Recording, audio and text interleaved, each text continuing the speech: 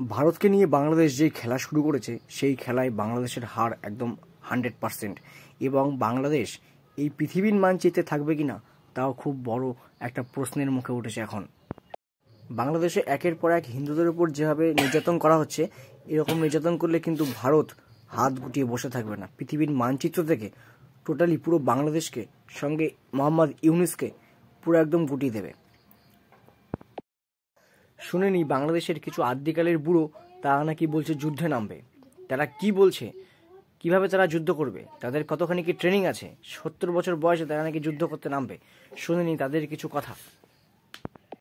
আরে দাদু, ঠান্ডা পড়েছে, যাও গিয়ে কম্বলের তলায় শুয়ে। ভারত তো দূরের কথা, আমেরিকা আমাদের সাথে টিকবে না ইনশাআল্লাহ। আমরা বলতেছি 4 দিনের মধ্যে আমরা কলকাতা দখল করে নেব ইনশাআল্লাহ।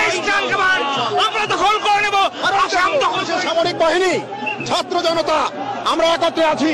আমরা রাওয়ার 5000 সদস্য, এই 5000 সদস্যের মধ্যে অর্ধেকই নবীন, 2500 আমরা যুদ্ধের মাঠে যেতে পারি।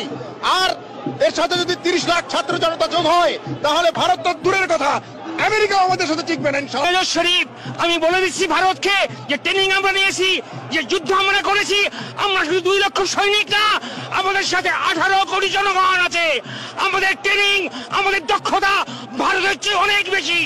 আমরা যদি একবার সাহস করে আমার দেশকে যুদ্ধ করবে, আমরা বলে দিচ্ছি 4 দিনের মধ্যে আমরা কলকাতা দখল করে নেব ইনশাআল্লাহ। আমরা দখল করে নেব, আসাম দখল করে নেব। মোদিজি, অমিত জি এবং রাজনাথ সিং জি, আপনারা বাংলাদেশ সেনাবাহিনী যেটা দেখেছেন 72 সালের, সেই সেনাবাহিনী এখন আর নাই। আমরা এখন যুদ্ধোপযোগী এবং যে কোনো শত্রু মোকাবেলায় প্রস্তুত। আপনারা আর আস্ফালন তুলবেন না। ইস্টার্ন সেক্টর, ইস্টার্ন কমান্ড গোছানোর ভয় আমাদেরকে দেখাবেন না।